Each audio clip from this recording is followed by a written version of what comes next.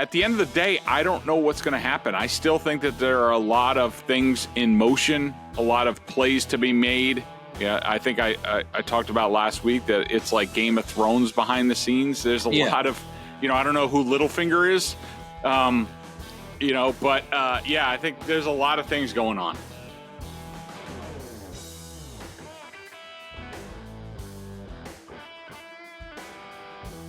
Hopefully all of you had a great holiday weekend. Enjoyed yourself. He's Greg. I am Nick. We'll get into the thick of it in a minute. But first, this episode is brought to you by FanDuel, exclusive wagering partner of the CLNS Media Network. Right now, new customers get $150 in bonus bets with any winning $5 moneyline bet.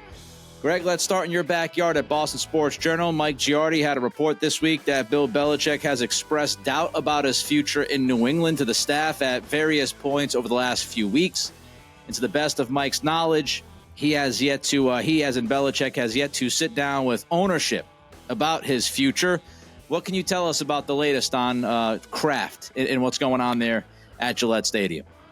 So I haven't talked to Mike about his report. I'm just trying to imagine like how Belichick would, sort of do that. I guess, he might be talking, could be something related to guys having opportunities with other jobs. We saw Ross Douglas, the assistant wide receivers coach, go to Syracuse to become a coach there. It could be something, along those lines. What I could tell you is that, and just like Tom Pelissero reported and Mike, Kraft and Belichick have not spoken yet. They haven't had like a big meeting.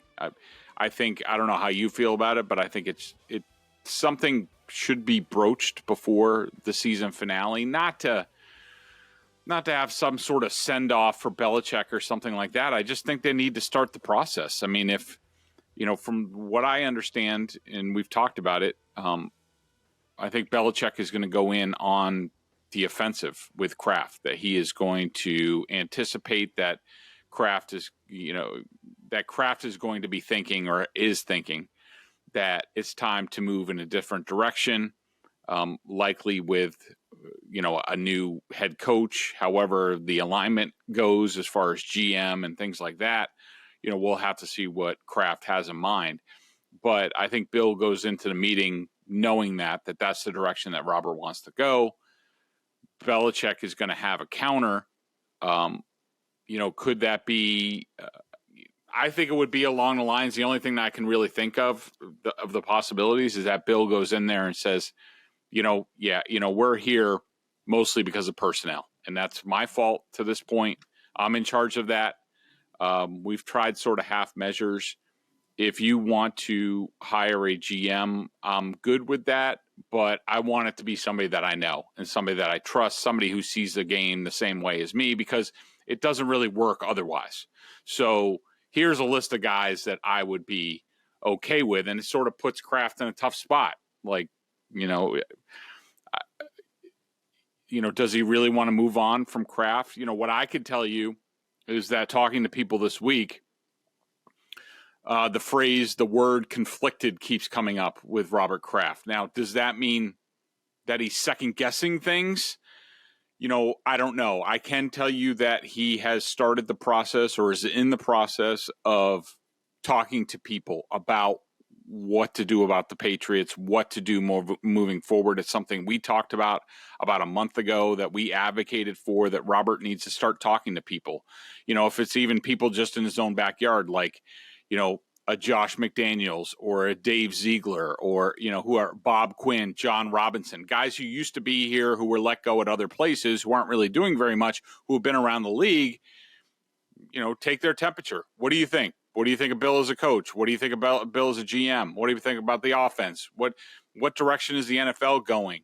How much do we have to catch up? Those sort of things. So I think those conversations are going on. But from what I understand, that I don't think Kraft has reached the ultimate conclusion on Bill. He definitely doesn't want to have to part ways with him. I think he's come to the realization that he likely has to, that he's been there for a while. But I don't know. I mean, I don't know what's going to happen at the end of the day. I think Jonathan Kraft probably is stronger. It's certainly the more emotional of the two, and I think he's probably been in the camp for a while that the Patriots need to move forward. They need a fresh restart. And whereas Kraft's a lot more sentimental, and the Super Bowl titles, and Brady's gone, and now Belichick's going to be gone. Like, do I really want my name on that? So Nick, I don't really. At the end of the day, I don't know what's going to happen. I still think that there are a lot of things in motion, a lot of plays to be made. Yeah, I think I talked about last week that it's like Game of Thrones behind the scenes. There's a lot of, I don't know who Littlefinger is, but I think there's a lot of things going on. When I listened to Tom Pelissero's report over the weekend and what you just said and what you've said before, which is, could they have these conversations? Could Kraft be calling people and get ahead of this thing? It certainly feels like Kraft is getting his ducks in a row. And he's got his finger on the trigger, but he still hasn't yet fully pulled the trigger yet. But when you look at these conversations that Kraft is likely having, he's talking about the future of the organization. He's talking about moving forward. And you're not doing that unless you have your finger at least on that trigger. And you're at least thinking thoroughly and seriously about moving forward without Belichick, which is exactly what he should be doing. So it does have a ducks in a row feel to it. The other part of it, Greg, that I look at is, all right, you bring in a GM from the outside. How much does that change things? If Belichick's pitch is, let's bring in John Robinson, it's still like-minded Belichick inner circle think tank kind of stuff. And if you bring somebody from the outside who had a touch of experience in New England, like an Adam Peters, is Belichick going to actually go along with the plan? Like Adam Peters could draft a guy and say, all right, he's a true legit wide receiver one, and Belichick could bury the dude on the bench because he fumbled. He could say, okay, this guy's a third down running back. I want him out there. And Belichick could say, kickoff returner, special teams. Like he could completely just ruin that guy's plan. So how much does it change? Yeah, I mean, I totally agree with you. I mean, I am a big proponent of there has to be alignment. And it's either one of two ways. Either, the GM is under there's a strong head coach, and the GM basically is working in tandem with the head coach to find the people that he wants. And the head coach basically at the end of the day has final say. New England's been that to a point. I mean, obviously it's Bill deciding on everything, but the other version is the strong GM who hires the head coach. And it's like, we've met, we get along, or we have some sort of background, and I'm going to pick the players. He's under my supervision, that sort of thing. I think there has to be alignment. The shotgun marriages does not work. It's what's going on with Vrabel right now in Tennessee between Vrabel and Rand Carthon. We've seen the Jets did this all the time. Like John Idzik and whoever the hell the head coach. I don't know if Ryan was there at the end of that. Like these shotgun marriages just don't work. There has to be alignment. And, I agree with you that, Kraft at the end of the day has to think about what's best for the Patriots. And he has to look at his football team and see where are they deficient. Are they deficient in, coaching or game planning and stuff like that? No, I don't. But that's not, a majority of the game anymore. It might have been in the 1980s or the 90s, but it's not anymore. And, you need horses, you need players. And I think that if Bill is able to sway Kraft, if he senses any sort of softening on Kraft's part, I think not much is going to change at all. I think it's just going to be window dressing on what has been the issues around here. I think that, if I were Kraft, I would start with, all right, personnel's our biggest failing. Yep. How do we rectify that? Who are the best and brightest, from the 49ers and the Chiefs and the Ravens and what have you, the Eagles, talk to the best and brightest, figure out who is the person to move forward to advance the Patriots in player evaluation, analytics, salary cap management, bring them into the modern age so that they're fighting the same fight with everybody else on the same ground. In a lot of ways, they've been behind, and that's led to this. And then the decisions go from there. If the GM wants to work with Belichick, that's up to them, and that's on them. But you can't let Bill say, all right, he's going to bring Dave Ziegler back, but Ziegler's going to just do what Bill wants, because he knows if he drafts somebody that Bill doesn't like, Bill's going to bury him. So, where would that lead the Patriots at the end of the day? Even worse, probably, in my opinion. Belichick can't touch personnel. Simple as that. Can't touch it. Mm-hmm. He should not be allowed to touch it at all, as far away as possible.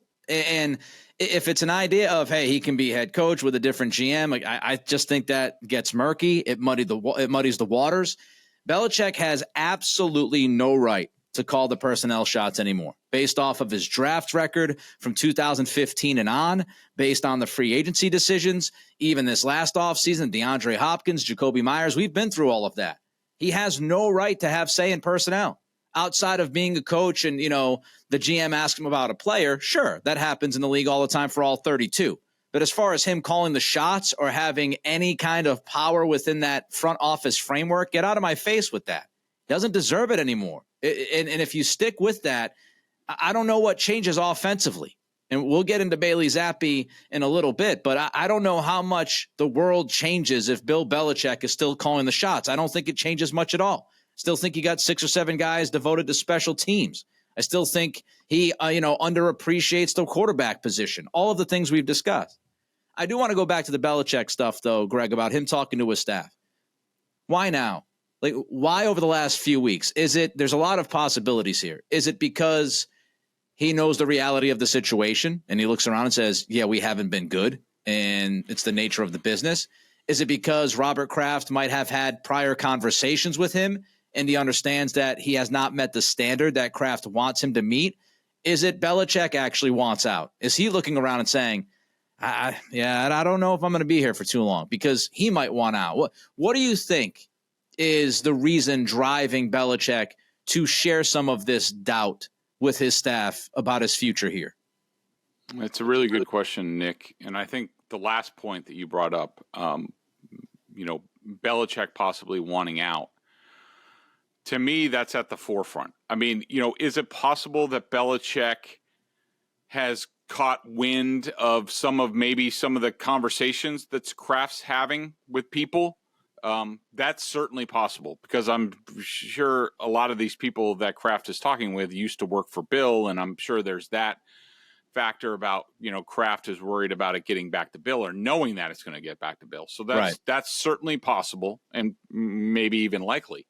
But I do think that Belichick possibly wanting out, and, we have Kraft looking and saying, he wants to see greener pastures. Maybe Bill is doing some of the same. And like I reported a couple weeks ago, teams, at least 2 teams had been sniffing around Belichick, and I'm sure he's some party to that. I doubt direct communication or anything like that. That would be tampering. But, somebody who knows Bill, that sort of thing, right. Back channels. Right. Could that be going on, where all of a sudden, somebody's saying like, hey, why don't you ask Bill, and say it's Josh Harris in Washington. Ask Bill if he would be interested in this and getting paid this. Would he be interested in the conversation? And then Bill suddenly hears that, starts thinking about that. And it's sort of like the way he's dealt with players. And this is a personality trait of him. When with a player, once he starts imagining you're gone, you're pretty much gone at some point. Like, he starts down that road. Like, for example, Wes Welker, when he played under that franchise tag that Bill had no intentions of paying, it was just basically a placeholder to get Welker to agree to a contract extension. Welker called his bluff, signed the franchise tag almost immediately, got paid $10 million for a season, which we know Bill doesn't want to pay to a slot receiver. And then, once that happened, then Bill's like, well, now as soon as this is over, maybe I trade Wes at the deadline, whatever, he's gone. and Yeah. I have Julian next and that sort of thing. Maybe Bill's in the same spot with, a possible job. Like, okay, fine. Robert wants me gone. These teams are reaching out to me. Now I start thinking about, like, all right, what kind of staff would I put in place? How would I get alignment? I'm looking at this roster. I'm looking at the salary cap. All of a sudden, he starts down that road, and maybe he just realizes I don't want to be here anymore. So, yeah, I think that's an interesting point that you bring up, and it's the first thing that I thought of once you mentioned it. Before we get to the Broncos game, Broncos have made the decision to bench Russell Wilson. Jarrett Stidham, Stid the Kid, is going to get a shot here the last 2 weeks. And also another tie with the Patriots here, quarterback-wise from back in the day. Jacoby Brissett is going to take over for Sam Howell. Just any thoughts on those two decisions by those two teams at quarterback? Well, my first thought, Nick, and I'm sure you're going to go here, is like, not that these guys are going to be stars or anything like that. And, Jacoby certainly played, he would definitely be a type of backup guy that I would love to have, as opposed to Bailey Zappe, which I'm sure we'll talk about.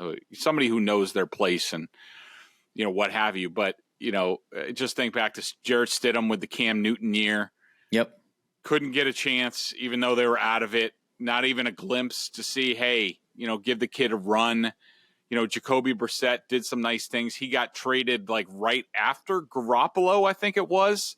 And it's just, you just look at a big picture. And to me, hearing those two names just contributes to the just mismanagement at the quarterback position, that Bill has absolutely no idea about quarterbacks, what he needs to do, how he nurtures them, whether he cares about them, but good for those guys to get a chance. I mean, they certainly have their pluses and minuses.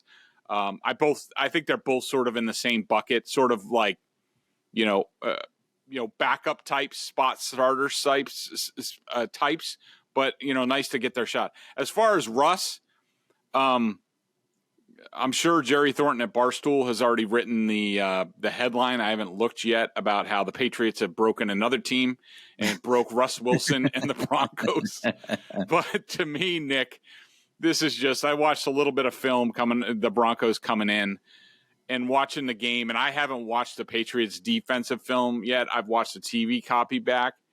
Like, Russell Wilson is done. He is done. He's awful.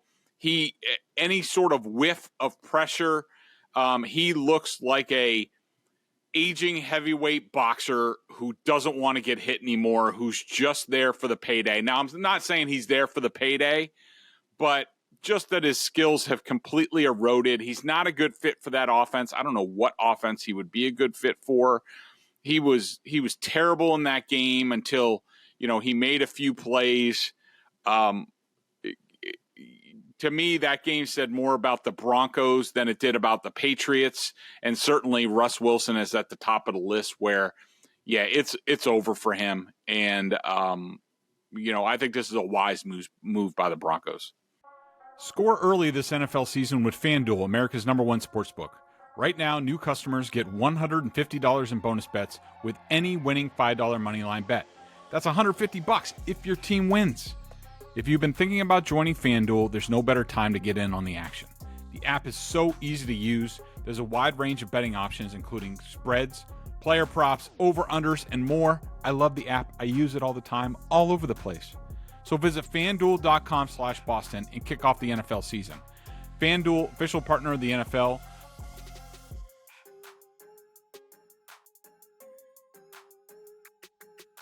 All right, let's jump into that Broncos game, Greg, from Christmas Eve night. When you look at this 30,000 feet view, what does that win on Sunday night mean in the big picture for you?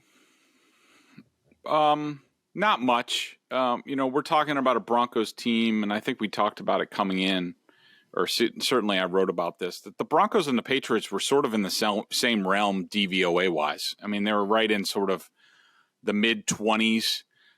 Coming in. The Broncos defense isn't very good. They're terrible against the run, which surprised. I mean, I just think that the Broncos sort of stacked the box and brought a lot of pressure against Zappe. And, I don't really care about the draft pick stuff. That's not for me. I mean, I'm a football analyst. I certainly understand that some fans feel a certain way, and I'm just more of a, you don't mess with the football gods type of thing when it comes to that. You play it true, you play it straight up as much as possible. I mean, look, I thought Sean Payton completely angered the football gods on their first possession of the game when Russ Wilson throws what should have been an interception in the end zone. Mac Wilson happens to drop it, sort of traps the ball. And does Sean Payton go, man, that was close. Let's just kick the field goal in 3 points? No. The moron goes for it on fourth down and pays the price. I mean, it's just, I thought that was an example of tempting the football gods, and you just do not do that. Just play it straight up and take what they give you. This to me is just like every other sort of victory that we've seen from the Patriots over the last couple of years, that they compete and maybe, come out at the end due to, I thought Belichick outcoached Peyton in this game. I thought Bill O'Brien outcoached Vance Joseph in this game. I thought Russ Wilson was just, cooked for the Broncos. Maybe I underestimated the Patriots. It's just, you and I are in the same boat. I mean, it's Jekyll and Hyde. You don't know what you're going to get out of this team. And I thought that they played, certainly offensively, I thought they played terrible in the first half. Last week it was they played great in the first half and then played awful in the second half, as we've seen with Zappe, even against the Steelers. This week he flipped it. I thought he was not very good at all in the first half as they scored 3 points. I thought he was excellent in the second half, and credit to him, he made some plays. The offense made some plays, but at the end of the day, does this change anything? Does it make me think that you got to keep Bill Belichick or Bailey Zappe could be the quarterback of the future? No, none of those things are true for me after this game. The Broncos were lifeless to the first 2.5, 3 quarters of this game. And that's not to take away the effort and the compete level, as we say in hockey, with the Patriots, because it was there. These guys continue to play hard, and I think that says a lot about the culture that's been built in that locker room. It says a lot about most of these guys and how professional they've been. So shout out to them and the coaching staff. They continue to grind, even though this season was lost weeks ago. And I do fully appreciate that. But on the other end, man, wow, the Broncos just they couldn't get out of their own way, and it's it's missing kicks, it's special teams fumbles, gifting touchdowns to the Patriots. The decision early in the game that you mentioned with Sean Payton, it just wasn't good, and they finally woke up in the fourth quarter and made it a game.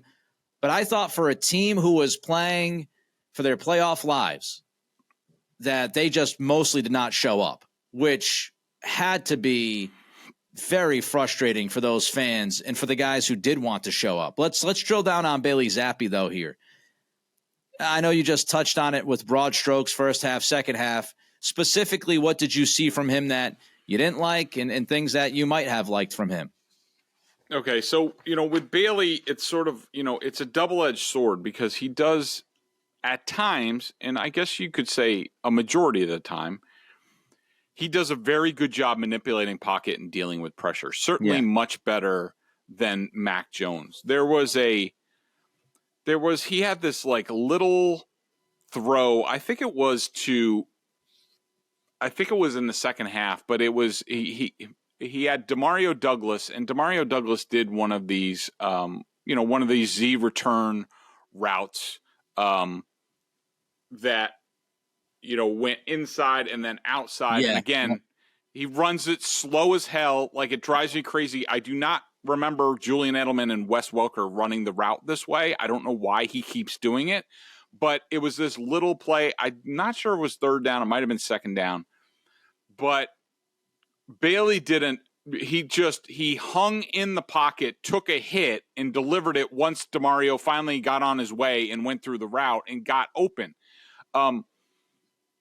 That to me is a play that Mac Jones wouldn't make. I don't know. He probably would have made it rookie year. but certainly not this season. And there were other plays, the little plays to, Ezekiel Elliott before the field goal. That was a really nice job eluding pressure, stepping up. Even the little throw to Mike Gesicki, all those counted to get the game-winning field goal.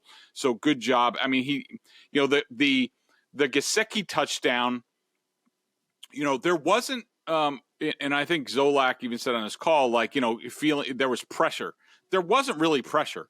I thought the offensive line outside of Mafi and at times with Trent Brown, I thought the offensive line did a really nice job dealing with pressure in this game. On that play, there wasn't really pressure.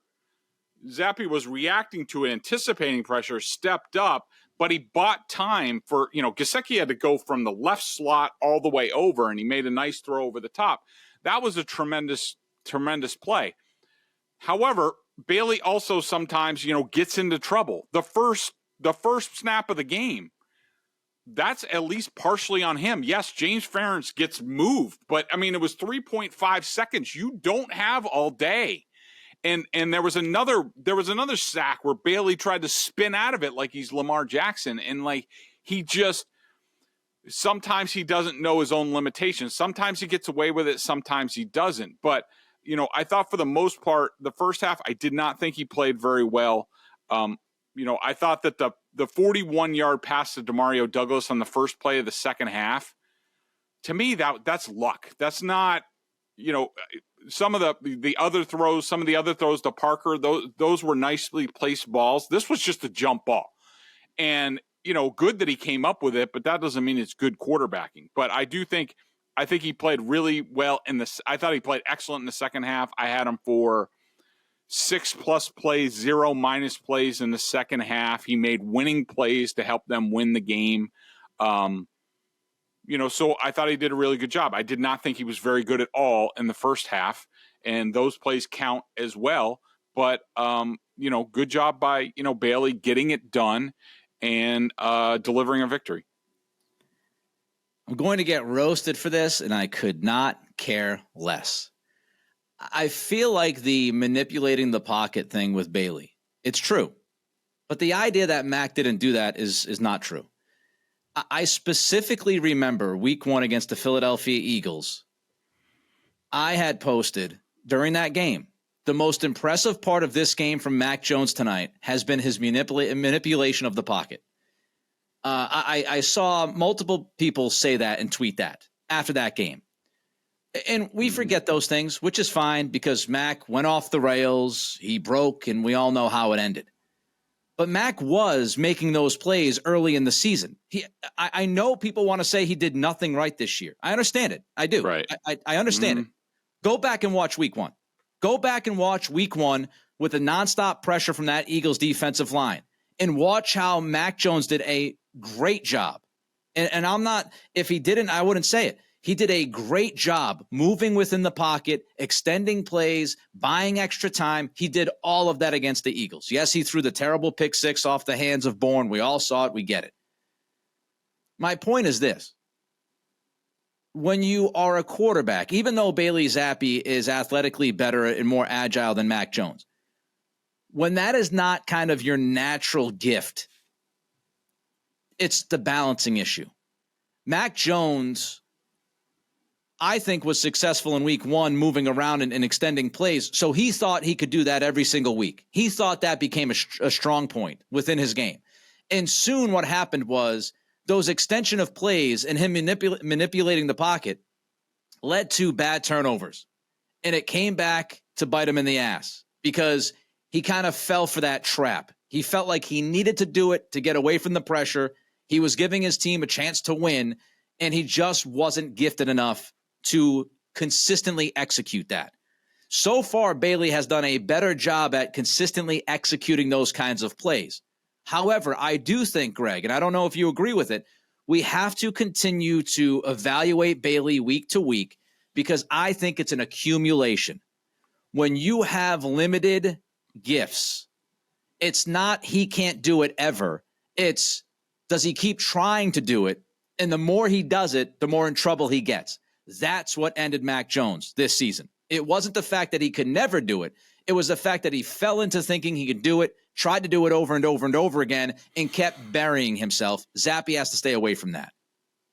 Yeah, I would agree with that. And I think that, I would take it, a step further and say, like, people are going to say whatever they're going to say about, Mac Jones. And your first point is absolutely correct, and we talked about it earlier in the season, that for the first 2 or 3 games, and then dating back to last year, Mac Jones was playing winning football. He was. That's just the way, when he graded out, he played winning football, and then it started to go downhill. And so as a quarterback, you can play in spurts, but the test is, look at Tommy DeVito, look at, Cooper Rush, look at, any sort of borderline guy, that you can do it in spurts. The test is, longevity. And like, Mac, to me, in my opinion, and people will disagree, some will say he always sucked, or he always did this, and he doesn't have any guts, and he didn't do this, and it was Alabama, blah, blah, whatever. I can just tell you what I see on film. And what I saw on film was what I see in a lot of young quarterbacks who don't get protected, who the position is not nurtured, and, giving them what they need, and failures on the offensive line and pressure and all this stuff, where it was just an accumulation where Mac finally broke. And that came over time. It wasn't immediate. It wasn't there from the beginning of the season. The Eagles and the Dolphins, he played pretty good football against those teams. Zappe, he doesn't have any of that baggage. He doesn't have the Matt Patricia, baggage in changing schemes. He doesn't have, the pressure week after week after week. Yeah, there's been some big pressure, some big hits, but he doesn't have what Mac has. And so, the more he plays, the more he gets subjected to that, he's probably going to succumb to some of the same things, and bad habits are definitely included. And just one last note, I'm sure many people, because the ratings were through the roof, I'm sure many people watch Patrick Mahomes on Christmas Day, and I am not saying Patrick Mahomes is anywhere near blah, blah, blah, blah, blah. The disclaimer, because people can aggregate and they'll pull 1 second of what you say and turn it into something. Patrick Mahomes is the best quarterback in the league. Everybody knows that. However, he was god-awful on Christmas. God-awful. And if you go back to the Super Bowl against the Buccaneers, he wasn't very good. There's a common denominator with both of those games. Patrick running for his life from the beginning of the game to the end of the game. So even the best, even the guy that has these superior athletic and physical traits can succumb to games and moments and stretches of playing terrible football and making terrible decisions. It's, can you get back to what you were? Mac lost it, could never get back to even the good Mac or the average Mac. He was off the rails. He was off the rails. You got to see how guys like Zappe will react to that, and how he will counter just an absolute nightmare of a game, because he's had good halves. He's had bad halves. What happens when he's terrible for all 60 minutes? What's he look like the next week? Because that's when things fall apart. The Tommy DeVitos, the Matt Flynn's, the other guys that we can name. By the way, one last question I have for you about the Broncos game. How much credit should Bill O'Brien get? I think he should get a fair amount. I mean, I think, it's equal parts Bill O'Brien and also Vance Joseph, like, just losing the battle. I thought that, the amount of pressure that Vance Joseph brought in that game, I thought it was a detriment. I don't think it was very bright. I think that, with a guy like Bailey Zappe, you need to, the more you can cloud the reads, the better it is. And, him bringing so much pressure and using so much man coverage or like soft zone behind it, it made it easy for Zappe to read out these plays. The big play to Devontae Parker to set up the field goal, he didn't bring pressure, but, they got caught in between. And then, Bailey read the one-on-one on the outside and just, threw up a back shoulder pass. Win some, lose some. He hit one in that game. He missed a couple in that game. But I do think that I don't think Vance Joseph, he's good. He's good against, teams that he knows, teams that the Broncos have an edge on. He's always sort of been that way. He brings a bunch of pressure.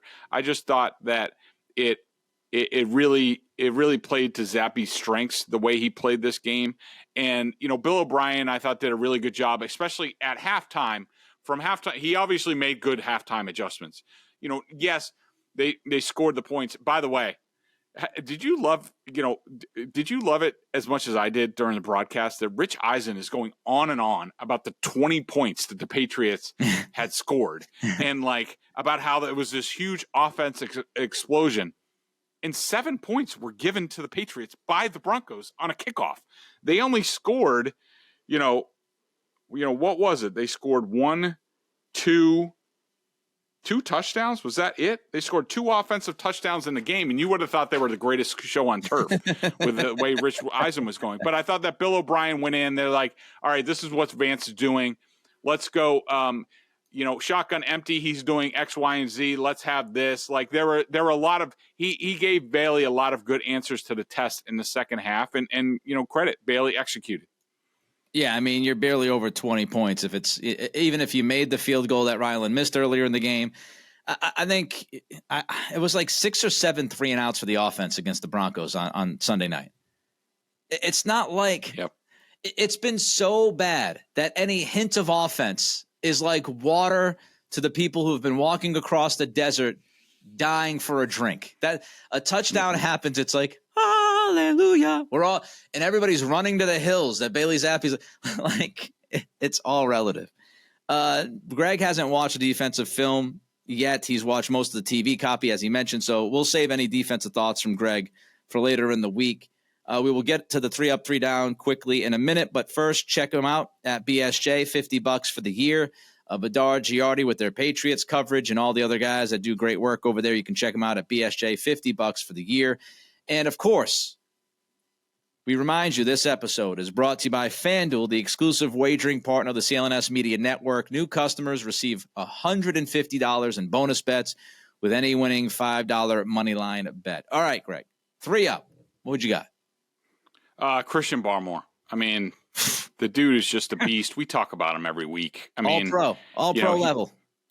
Yeah, he's just gone to another level, and I like how everybody else is asking about Barmore, and now they're talking about his ability in the run game. Where listeners to this podcast and readers at BSJ were put on notice about Christian Barmore's improved play against the run weeks ago, and to me, it jumped out to me that as soon as they had the turnover, they go out there, it's 1st and goal for the Broncos, and which you figure is a heavy run situation for the Broncos, and guess who's out there on the defensive line? Christian Barmore. That should tell you everything you need to know about how he's evolved and improved in the coach's eyes. I'm going to cheat a little bit to give the Zappe heads their flowers a little bit here, and I'm going to say Bailey Zappe in the second half. For the game, he I'm sorry. I know a lot of people, well, he did this in the fourth quarter and he didn't. I'm sorry. I don't grade it that way. Every play means the same. Bailey could have lost the game on the first play of the game, holding the ball for too damn long. And that shouldn't be absolved. And so Bailey Zappe in the second half, I thought was excellent. And then I was sort of going in between. There's a bunch of guys here, but I'm going to go with Zeke, especially just for the touchdown. And he had some hard yards. That touchdown was absurd. It was a complete bust by the Broncos. And so I'm going to go with Zeke. And I'm also going to put in Vidarian Lowe. I just want to give a shout out because I thought he did an excellent job when he got in there. Vidarian Lowe love in 2023. Never expected. I would just like to say, too, about Zappe. I gave him credit. Yeah, I really do give him credit. The circumstances were not great for him. The team's on the road. It's Christmas Eve night. No Ramondre Stevenson, no Juju, no Hunter Henry rotating on the left side of the offensive line early on. Yep. And, I thought, again, given the circumstances, he stepped up. He played well enough, and credit to him, and he deserves to play out the rest of this season, and we'll see what happens the next couple of weeks. All right, you're 3 down, Greg. Would you say you're on cloud 9, Nick? Cloud 9. About Zappe's performance? No. I won't. 3 down. Antonio Mafi. look, I think he has the makings of a good player. We know that he played defensive tackle for a while in college. I don't know what his issue is, but he gets worse as the game goes on. He's not exactly an Adonis in the locker room. I'll just say that. So maybe conditioning is an issue for him, but he was horrible in this game. Juwan Bentley, I did not think was very good. He looked tired to me, missed a bunch of tackles in the game. I thought the Broncos were at their best when they were using that quick little 28 running back against Tavai. Yeah. And Bentley, I don't know why more teams didn't. If I game plan against the Patriots, I would make sure those linebackers on the field, and then I would have little running backs running all over the place. Oh, wait until Cook this weekend is going to be a pretty interesting challenge for Buffalo. He's got it going a little bit, and he's a nightmare in space. And my other third down is Trent Brown. Look, I'm not going to kill the guy because I don't know where he is health-wise. We know he's been going through some things. I'll just say his film was god-awful in this game. I can't tell you it's because he's checked out or what have you.